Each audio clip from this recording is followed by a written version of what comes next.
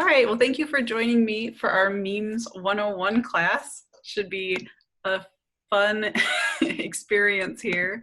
We'll start by talking about what are memes. So the word meme comes from the ancient Greek for an imitated thing. And in the 70s, Richard Dawkins shortened it to an idea, behavior, or style that spreads from person to person within a culture. That turned into internet memes, which are content that spreads virally on the internet, often repeatedly altered in deliberatively creative ways. Let me admit a new person here. Okay. And then finally, what we often think of when we use the word meme is an image macro. This is a photographic image on which a humorous caption or catchphrase has been digitally superimposed. So the example that I have to the right of this man sitting at a table with "change my mind" on his sign, if you were to encounter this as a meme, you were going to make, this part would be blank, or you might see other people have typed in something slightly controversial as a way to get people thinking. So the image macro memes are pretty much what we'll be talking tonight, but let's sort of dig into that. Is any image with words on it a meme, is the question. And we'll start here. So I was talking to my sister, who is an early millennial, and she hasn't gotten into meme culture as much as me and my other sibling have. And when I explained what I was preparing for this class, she said, "Do you mean those inspirational posters with a word at the bottom?" So no, this lion excellence poster is not a meme, but parodies of that format have become memes. They're called demotivational. It's usually done in a sarcastic or negative way. And the grumpy cat at the right is a meme. So it uses the demotivational format with this joke about optimism not being the best. And the image itself of grumpy cat is also a meme. Here's an article from BuzzFeed called 100 Funny Memes Parents Will Want to Pin to Pinterest Immediately. And so let's just talk through these three. Are these all memes? For the first one with the nursery pictures, these photos of nurseries aren't probably going to go viral in other contexts, but this format of what I thought something would be versus what it actually is a template that you see people using. So that makes it a meme. The middle one, Life with a Toddler, this one uses the familiar impact font that you've probably seen online. But this picture of nibbled apples is unlikely to be used for other purposes. If it did become used for lots of different contexts and phrases put on top of it, then that would achieve regular meme status, I would say. And then the third one, this photo of Daenerys and her phrase from the TV show Game of Thrones could be used for lots of things. So that's from the photo, this photo section. And the top part where it juxtaposes this idea of a ruler consolidating power compared to a pajama struggle makes for good humor. So I would say that this one fits the definition of an image macro meme the best. That said, we can decide that certain things qualify as memes, but also accept that language is always changing. And if people are calling any visual joke a meme, then I say go with it. If you search for hashtag memes, it brings up a lot of animated GIFs. That's those like short videos on a loop that don't have any sound, but just show a little clip from a TV show or something. If those are coming up as memes, then okay. If we go back to the definition of meme as content that spreads virally on the internet, that definitely fits. But for our purposes today going forward, we're going to stick to image macros, which usually act like this. You've got one image and people put different text on top of it. And there's a rough formula for the text. So the top line reads, not sure if something, or just something else as the bottom line. And for this one, it's used to represent an internal monologue. So once you've seen this picture of Fry from Futurama a few times and read the memes, you'll immediately know the feeling that it's supposed to convey when you see it with new text on top next time. But sometimes it's the opposite. So the one on the left here, the phrase is, I am in your base killing your dudes. This was from a video game. And the phrase is what's interesting to people and ripe for morphing into other forms. So people put it in a medieval setting. People saw this picture of a cat and changed it to fit that phrase. So you can also do it the opposite way. And I just thought this formula was so funny. I am in your X for being your or my Y. Okay. So why bother with memes? Maybe this seems ridiculous to have formulas for these funny little images that you just see online sometimes. But there's a lot of good reasons to care about memes. First of all, they're usually funny. It's a chance to laugh at a common annoyance or a current event. There was a New York Times article from April 22nd this year during the coronavirus that analyzed how different generations have been expressing the current moment via their shared memes. And they said, quote, baby boomers and Gen Xers seem to be gravitating toward a we're all in this together observational humor, such as anyone else starting to get a tan from the light in your refrigerator, or gags that focus on political leaders, for example. Whereas the outpouring of coronavirus content among Generation Z types, so those would be the youngest teenagers, runs the gamut of disgust, resignation, frustration, despair, and hope. So certainly meme humor covers the range from light to dark. You'll find dad jokes and puns on one end and really self-deprecating cynicism on the other. And so it can be tough to find the one that's the right level for you, but what's nice is that you probably can find something that hits your funny bone just right. Second reason to care about memes is our short attention spans. I came across an article for teachers citing a, quote, survey of Canadian media consumption, which concludes that the average attention span has fallen to 8 seconds, down from 12 seconds in the year 2000. And this is a shorter attention span than a goldfish. Americans suffer from the same information overload, and there's an estimate that every 2 days we create as much information as we did from the dawn of civilization through 2003. So if you think about all those tweets and videos, ads, emails, posts, people can only process so much before saturation occurs, and we react favorably to formats that we recognize and that bring us joy.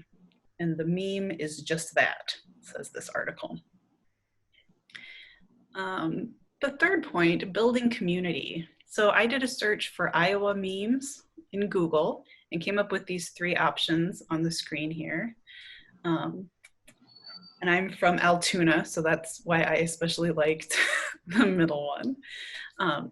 I'm also part of a Facebook group for librarian memes, and you might be able to find similar groups for your profession or other parts of your life that are interesting.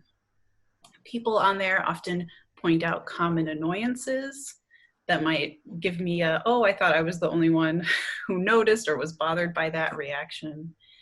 And so you'll find humorous venting, as well as sometimes people pointing out real problems that should be addressed, which makes memes potentially powerful tools for change. But finally, you probably just want to know what your friends and family are talking about. And so reading, sharing, and creating memes is a way of participating in our digital culture, and it's a visual literacy. According to a TED Talk by an anthropologist on the internet meme culture, think about how we all read the same novels in high school, because mentions of them will probably come up in other places through our lives. We read those novels to be cultured, and it's the same thing with memes. But it's really easy to fall behind with the speed that new memes arise and change online. Making a well-made meme a validation of your intellect and worldliness. Making a good meme requires a knowledge of current events, facility with the language of the meme images and writing styles, as well as a sharp wit. But if you do fall behind on your memes, there's a resource that can help. The website Know Your Meme has been documenting memes since 2007, and it's like the Oxford English Dictionary or an encyclopedia for memes. This website explains when a meme was first used. It identifies the source image, like what TV show this angry woman came from. And it gives examples of how it has changed over time. I read a really interesting article about this website's 10-year anniversary, which you could find online if you're interested. But basically, their staff members are really serious about analyzing and archiving this information.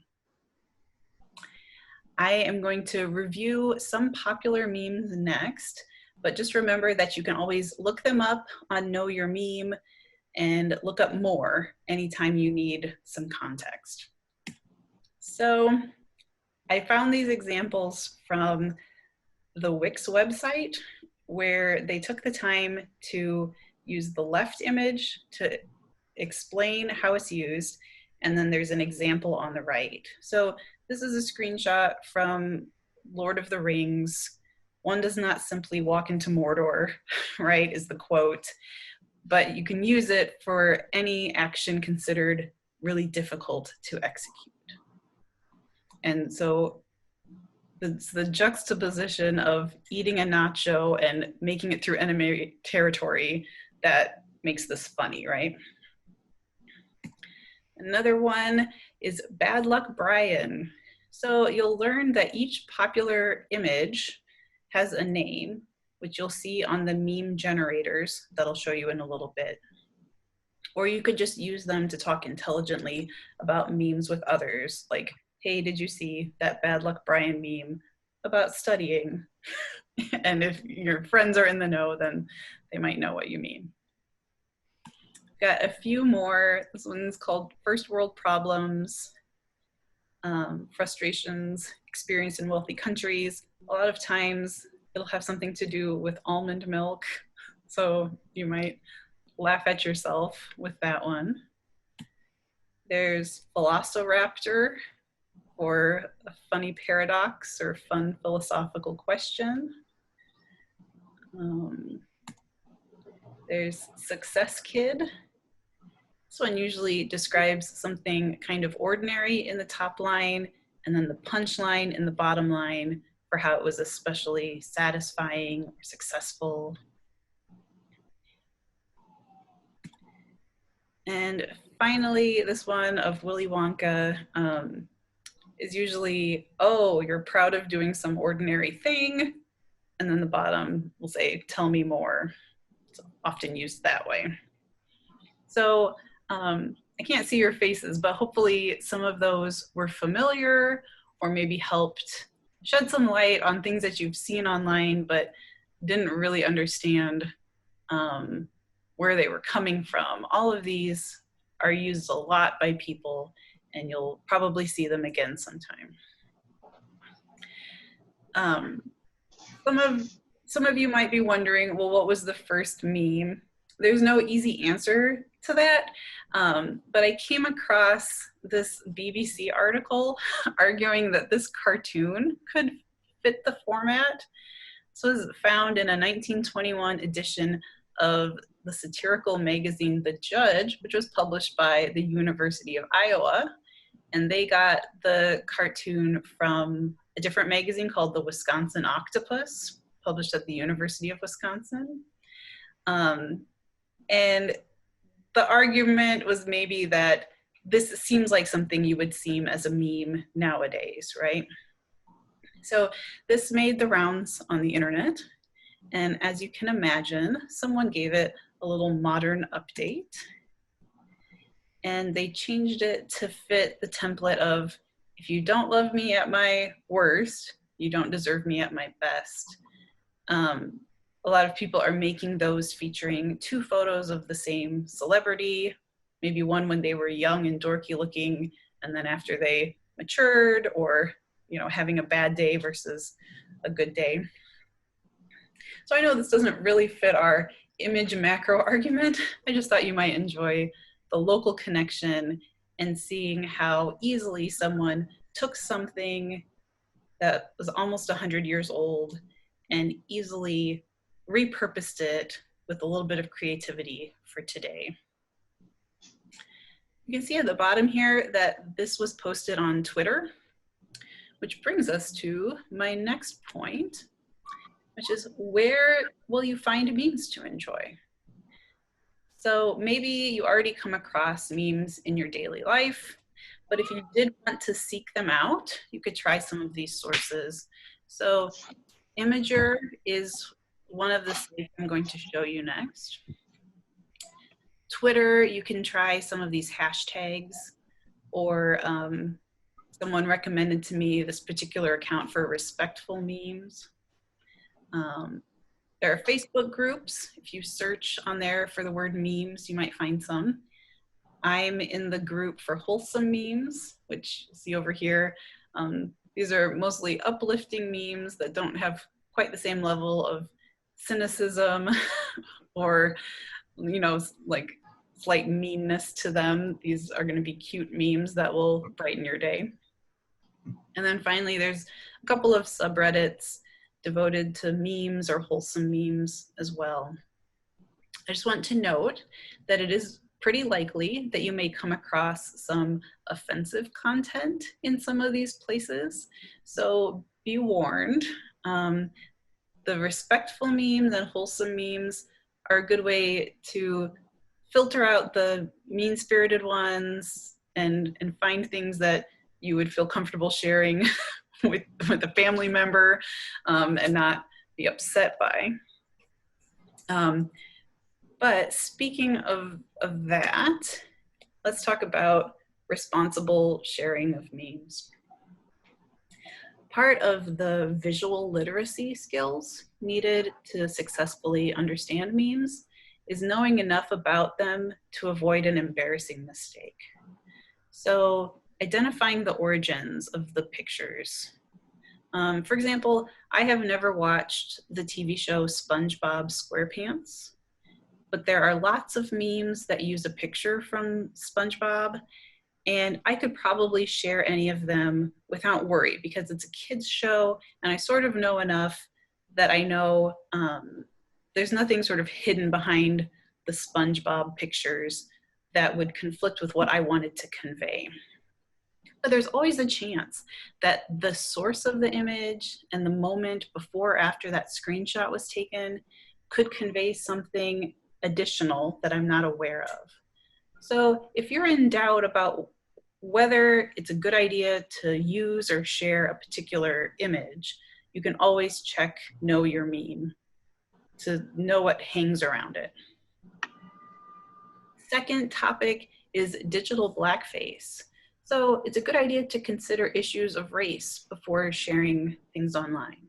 According to the American Philosophical Association, quote, like the minstrel shows from the early 19th century, digital blackface involves the white person's use of a black face, voice, attitude, or expression, usually as a GIF, to add a humorous emphasis to their own reactions. So they're talking about reaction GIFs, which have been very popular online, but memes can also function this way and perpetuate negative stereotypes. So if you're interested in that idea, you can look up that term to learn more about it. But you could at least just consider the balance of the race, gender, and other ways of viewing the world among the things that you share. Make sure that it's a balance that seems right to you. Third thing to think about is unintended references. So there's an article from The Verge that shares the story of someone who, quote, remembers hunting down the origins of a recent meme that shows a car veering off an exit ramp on 3 wheels. A seemingly innocuous image that blew up quickly because you can caption it with basically anything. Turns out it started on a white nationalist website as an anti-immigration joke. And the article says it's hard to know how to feel about that, or about the reverse, say white supremacists co-opting a harmless meme, such as Pepe, that green cartoon frog that you might have seen, and terrorizing the country with it for over a year, end quote. And they go on to say that this game of hot potato, where memes get thrown back and forth between subcultures and the broader public, often changing their meaning along the way, isn't new. It's always been there, even way before internet memes. But you'll see that I used the car image on this slide, right? I put my own text on it. And it is ironic that I used that image to express being respectful with memes, right? But I think that the prevalence of this image has gone far beyond anyone's awareness of its origin. And it doesn't contain anything inherently offensive in the picture. But you could agree or disagree with me. Since I know the story behind how that picture was first used, maybe it is irresponsible for me to use it for my own purposes, or at the very least, I would want to make sure that that's not pushing me farther in a direction of what I'm trying to say. My last point on this slide, who made it? Memes can be made by anyone with any motivation, including spreading misinformation, racism, or other forms of harm. According to a media professor at the University of Florida, quote, memes could be made by anyone, including foreign governments and those who want to spread rumors and dissension in society. There's another New York Times article that's titled, Do Memes Make the Internet a Better Place? That points out that memes often try to make a point using very few words and mostly images. And they say, what are the advantages and possible dangers with that format? Do you ever see memes that use stereotypes or hurtful beliefs about an individual or groups to make a point? So that's just something to think about as you read and share memes. How to do it responsibly. The same considerations go for anyone creating their own memes, plus a little consideration for copyright. And since I'm a librarian, you'll just have to bear with me talking about copyright a little bit. Whether you're using the popular images that the generator websites provide, photos that you took yourself, or images that you found elsewhere online, turning those into a meme probably falls under fair use, meaning it's okay copyright-wise. If you look at my little quote here that I pulled from the Copyright Office's website, things to consider, is it commercial or nonprofit? Well, generally, you're not gonna make money off of a meme. Transformative uses are usually considered fair, and that's when you add something new. So putting that text on top of a picture is transformative. And it's also cultural commentary, which is generally permitted. Oops, sorry, the amount and the substantiality of the part you use makes a difference. So if you think about one screenshot from a TV show from one episode is a very small portion of that episode. Whereas if you took a famous painting and you had that image for your meme, that's using pretty much 100% of that copyrighted work. And so it would be easier for someone to say that you shouldn't have taken the full piece of art as opposed to a shot from a TV show. Finally, memes are probably not going to hurt the market for the original work. No one's going to read a bunch of memes of The Office and not watch the TV show. It wouldn't be a direct replacement for that. But thinking about whether it could cause harm to the original is a consideration. Using your own photos is always copyright compliant. Using someone else's is a gray area, but everyone's doing it, except there's one pretty current example of pushback.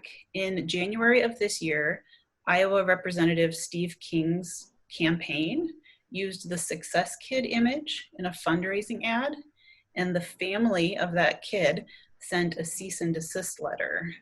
That's the only example I can think of where copyright was enforced for a popular meme. But you should just be aware that the status quo might change someday. And if you really want to be careful with what you're doing, using your own photos or royalty-free stock photos are always safe, and using the popular images that have been used hundreds and hundreds of times already, you're probably not going to be singled out for that. Are there any questions about copyright before I move on?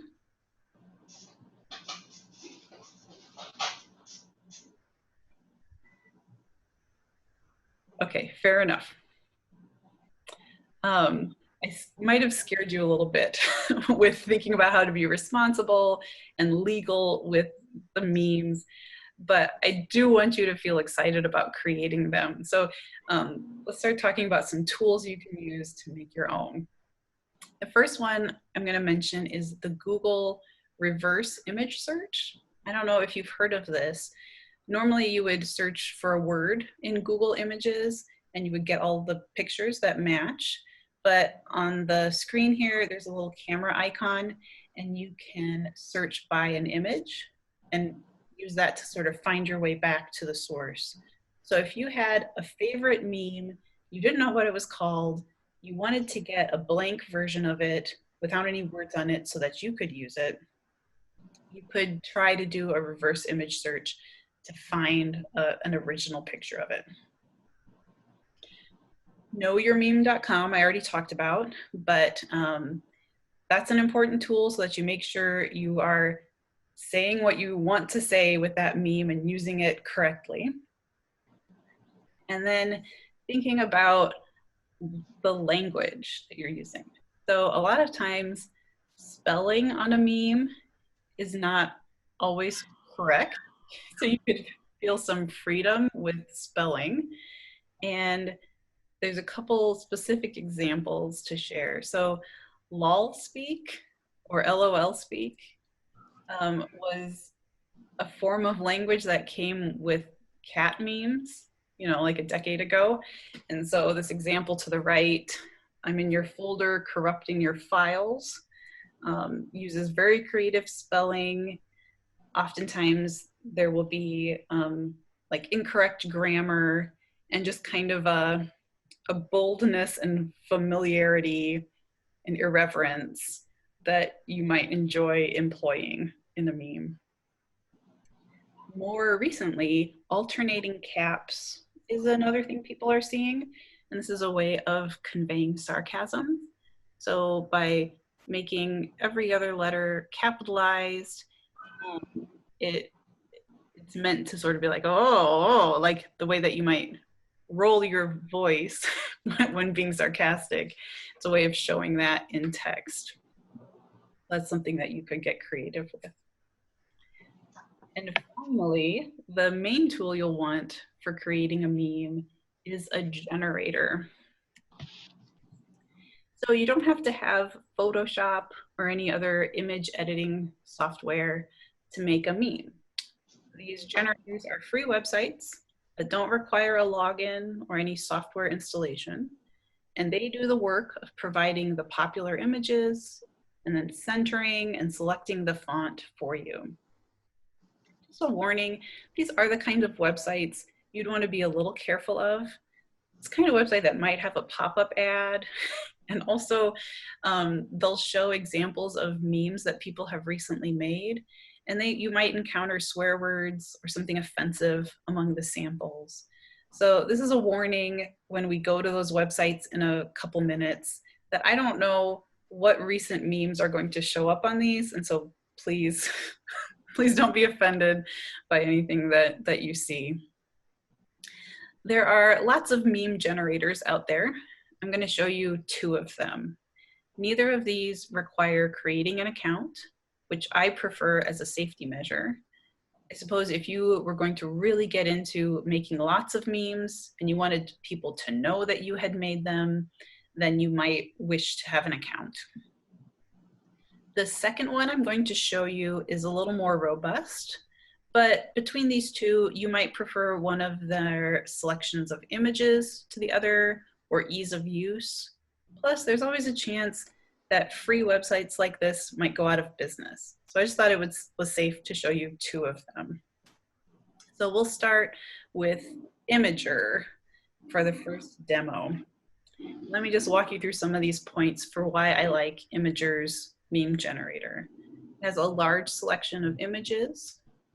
You can upload your own images, but it has no image editing, only the impact font. It does have a nice tiny watermark, which you can see at the bottom right of the picture. And sharing to their community is optional. So let me switch my screen sharing to that website. Did that work? Yeah, are you seeing Imager? Hopefully? Yeah. Thank you, good. So I'm gonna come to this new post. So this is a website where people are sharing images, jokes, things like that. But under new post, they've got this meme generator. And I can click on that, and here we are. So this is where I can't vouch for any of those memes that you're looking at, and hopefully there's nothing terrible showing up on the screen. But this section where you select a default meme gives me all my choices of their pictures. And it's in alphabetical order. You see a little thumbnail of the picture, and they have a lot to choose from.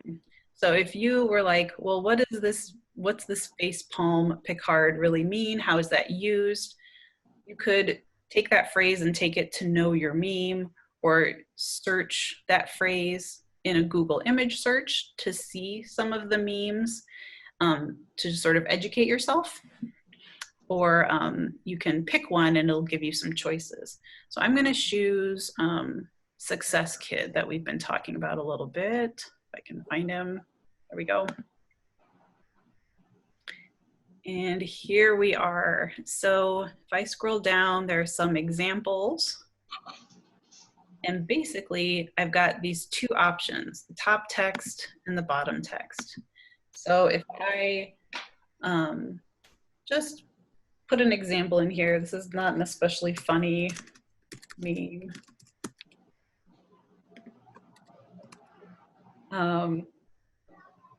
I'm not teaching this class because I'm brilliant at coming up with hilarious memes.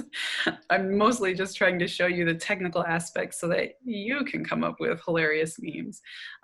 So basically, I've got two places where I can type in, but then if I grab the corner of a text box, I can shrink it down to make it the size that looks good to me. I can grab a hold of it and move it around as well. And having the punchline bigger makes sense to me. You can decide how you want that to look. At this point, I'll click on Make This Meme to finalize it, because I wouldn't want to save it with these text box lines around it, right? That would not look good. I did read their terms of service before this class, and it was interesting. So they also care about copyright, and they care about hate speech and things like that. People, avoiding breaking the law in any way on their website. And they also, I believe, said that if you upload your own picture, for as long as you've shared it on their website, other people are free to use it copyright free. So you would want to think about whether that seems good to you or not. But here I go. I'm going to make this meme. It's going to just take a second. And here I've got some choices. So it defaults to being hidden, which I like, because I might be making a meme that I want to share with the world because I really think I thought of the best idea. Or I might just be making something that's an inside joke that I want to share with a friend or family member, or that I want to share to like a specific group that I don't think the general internet needs to see.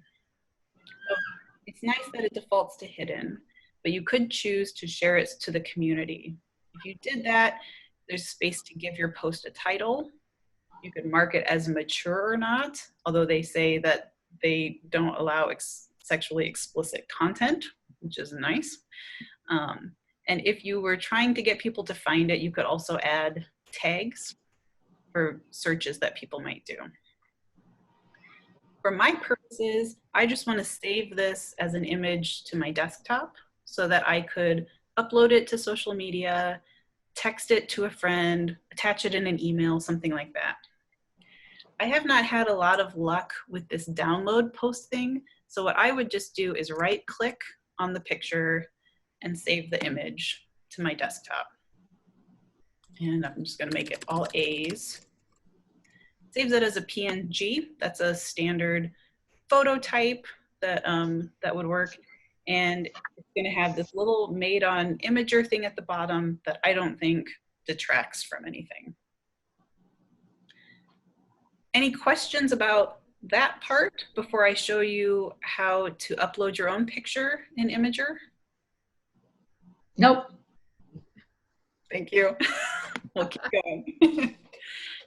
So I go back to this meme gen again, and I can upload a new background. I didn't take a lot of time to find a great picture for this. Basically, I have a picture of a porcupine that I like that my mom took. So I know that the copyright is permitted for this porcupine photo, right? And I get the same choices, top and bottom text, not a lot of flexibility. So when I see this porcupine picture, it makes me think of introvert at a party.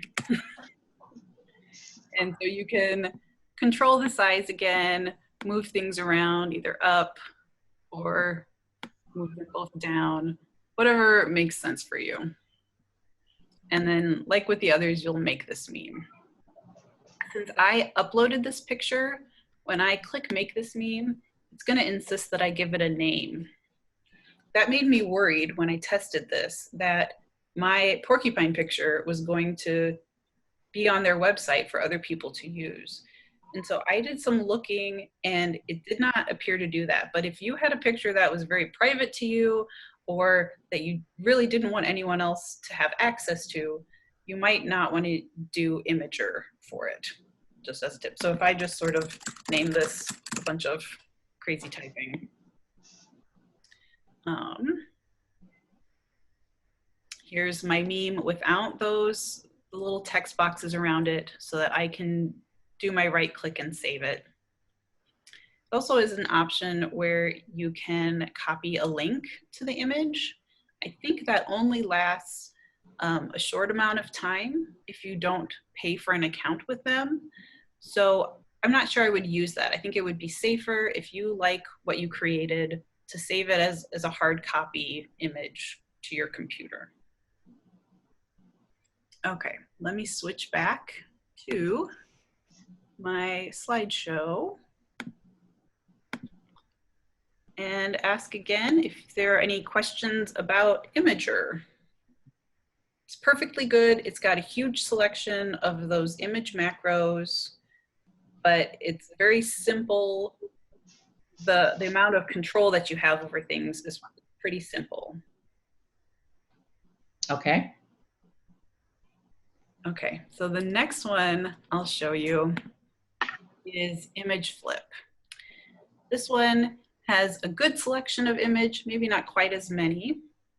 It also allows you to upload your own images, but it has extra features for changing the layout if you put multiple images into one piece. Image Flip also lets you do effects on your image or filters. It also has a tiny watermark. And unlike the other one, it gives you this sunglasses clip art. These are the like deal with it sunglasses that convey coolness. And it also lets you keep things private. So as far as this layout goes, I picked these examples to show you. So this one with Winnie the Pooh is probably a template that they provide, but you could replicate this kind of layout with your own pictures using their formatting section. And the one on the right, we can look at this and see that this top part is a screenshot someone took of Twitter. And the bottom part connected to it of these stone pieces of art going, ooh, like good burn, is a separate image. And they didn't type anything on top of this, right? These are really just two pictures put together for comic effect. And Image Flip will let you just put pictures together in a fast way that maybe you would have to open up some other software to do otherwise. So let's try Image Flip next. I'm gonna come back to my web browser and, sorry, my Zoom tools are in my way. I want to switch to my other window. Here we are at Image Flip. They're still using that picture that I found yesterday for the chicken nuggets. So I've got two ways I can start looking to make a meme here. There's a choice at the right to make a meme. Also under Create, what we really are doing is captioning a meme image. So both of those are a way to get started. And it might not be immediately obvious that this row right here is my selection of memes. And as I hover over each of them, I hope you can see the name change so that you can get a sense of which meme this is. So here's the one does not simply walk into mortar meme, etc. And I was kind of hoping that I would come upon the one with the butterfly from my earlier example. There we go. Is this a pigeon? Is the name of this. And let's just sort of recreate the one from earlier in my presentation. So I've got three text boxes, but they're not, I'm not sure which is which. So I'm just gonna type a little bit. Okay, so I know enough from other versions of this meme to know that this is identifying the person. It can be me, or it could be a group of people, or it could be type of animal, like you could be making fun of a cat, trying to like attack something. I don't know. You could do whatever you want to with this meme. For text 2, let me check where that is. So this is where I put any image with words. And the bottom one shows up as the question. So is this a meme? Where in the original, I did stop and watch a little clip of this original anime show. This guy does see the butterfly and ask, is this a pigeon? And I didn't get enough context to understand why, but that's why it's called that. So I have a lot more options that I can control here. So for the word me, this white box and black box are the color of the words, and the black is the color of the shadow. Most memes are happy to stick with the black and white and the font impact. That's a classic look, but you could get creative with this and decide that making it look a little unprofessional or a little off adds to the message that you're trying to convey. I'm going to put this back to impact I can choose to not use all caps, which also conveys something. I can get rid of the shadow and some other choices here. One thing that's nice about this, if you changed one of them, you can apply it to all the text boxes. But I'm going to come back and make this look quote unquote normal. Another option under more options that you might be interested in is this effect. So this is where it's a filter applied to the image. So I can degrade the JPEG. If you look at his face before I click this, this made it a little more pixelated and gritty. You might decide that having it look sort of retro like that helps convey your message, or shows like a sense of jadedness maybe. There's another option here that takes a second that blurs it. That could be a way to show extra confusion or something. So you can get creative with what changing the image and the text sort of say for your message. Sort of more or less casual about it. Also along the top here, I have some things I can control. I can draw on it, which, you know, I don't know that I've ever really seen this a lot, but you could decide that adding a little something, give your meme an extra touch that you like. I can add another image in here, and this is what I mentioned earlier.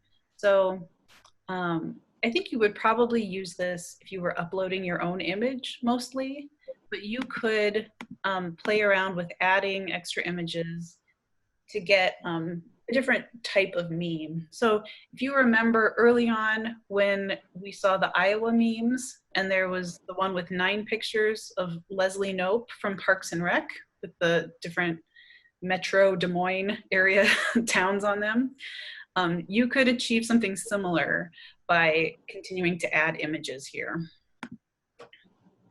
And then this little sunglasses option is where you can get the deal with it sunglasses or some other little clip arts.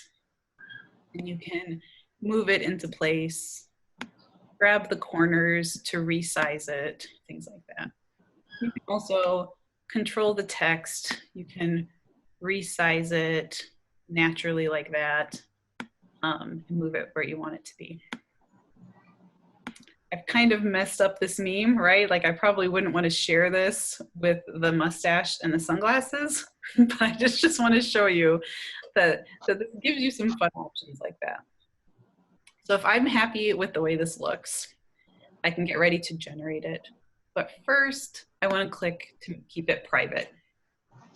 And it tells me that I'll have to download the image to save or share it. I'm fine with that. This checkbox for removing their watermark, which is the tiny little text that'll show up at the bottom, you do have to have a subscription and pay like a $10 monthly fee. So there's no reason to do that. Go ahead and let them have their watermark. And let's generate it. Okay, so here it is. I can do my right click and save the image to my desktop and be on my way. The nice thing is that they let me go back and make changes. So if I realize, oh gosh, I wish that was a little higher or lower, or that was too big, I can go back without having to start over again.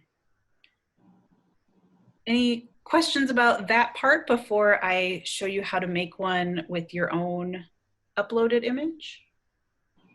Nope. You got it. So let's create a new one.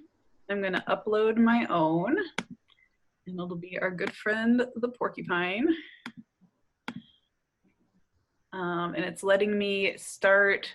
I can choose to crop it initially so that it's squarish, or I can leave it as is.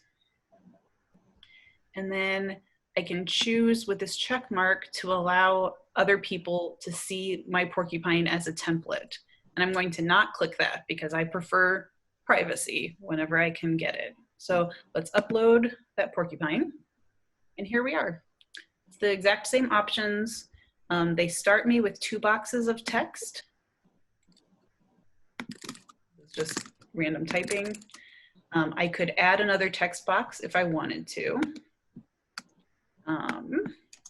Another way that I can approach this though, if I want my whole picture to be visible, because I think this porcupine, like every part of that porcupine's body is worth seeing, this spacing option at the top will add a rectangle above or below my picture. Now, if I had a phrase and a punchline, I would be happy to keep both of those. But let's say I just want space to type on the top, and I can let it just be a white background for the top, and I can control how big that rectangle is. So I could make it equal parts to the height of this image, just half as big, a quarter as big, or just a little strip. And then I can type my, introverts at a party, or whatever I wanted to type. And again, I can change the font here. So if you weren't into the impact look, some fonts like this do use lowercase, no shadow, change it to black text. So you might see a lot of memes that just look like someone typed a text box on them in Microsoft Word or something. That would be a way to get that look. Okay, I think that covers all the things I wanted to show you on this one. So any questions about image flip? No, thank you. None? That's fine. So my last slide here is about saving and sharing. So you saw me doing right clicks to save those images. Another way that I have sometimes saved things is doing a screenshot. If I'm just being quite lazy and I and I don't want to save it, on a Mac, you do a screenshot by Command-Shift-3 or 4. On a Windows computer, you can use the whatever that's called, the screen snippet software or print screen to save something. And in general, there'll be about 300 or 400 pixels wide or high. You're welcome to save something bigger than that if you're using something other than a meme generator, but I wouldn't go much smaller than that size. Finally, but let me just say that if you're using the meme generator, it's going to make it a normal size, so you don't have to think about it that much. Okay. Then finally, for sharing, I want to think about how you want to get your memes out into the world. So within the generator, you can decide to let it be public and let people find it that way. You could keep it private and then choose where you're sharing your meme and put it on your own social media accounts. You'll find memes on Facebook, Instagram, Twitter, all of the regular ones. I started to read an article that said meme makers are starting to use TikTok to share their memes. Since TikTok is for videos, I'm not sure exactly what that looks like, but basically anywhere you can upload something, it's a place where you could logically put a meme. You also might think about any online interest groups you're part of. So if you made something that's funny for your profession, think about sharing that with people who would definitely get the joke that way. I have one last note about memes that you've made that I don't have a good answer to. So how will you convey that you made this hilarious thing that you're sharing on your social media, as opposed to just reposting something that you saw elsewhere? I've only made like 1 or 2 memes that I'm really proud of. And when I shared it, I don't know if people realized that I made it. So I did sort of a self-deprecating, oh, I made this really fast kind of a joke. You might try something like that, or you could say, I used imageflip.com to make this. You could make your own memes too, or something like that. in order to just take the credit for something that if you had a really good idea and you had the savviness to pick a great image that fit your idea perfectly, you want to get credit for that a little bit. So think of a way that you can show that you made it instead of just sharing it. And that marks the end of my presentation.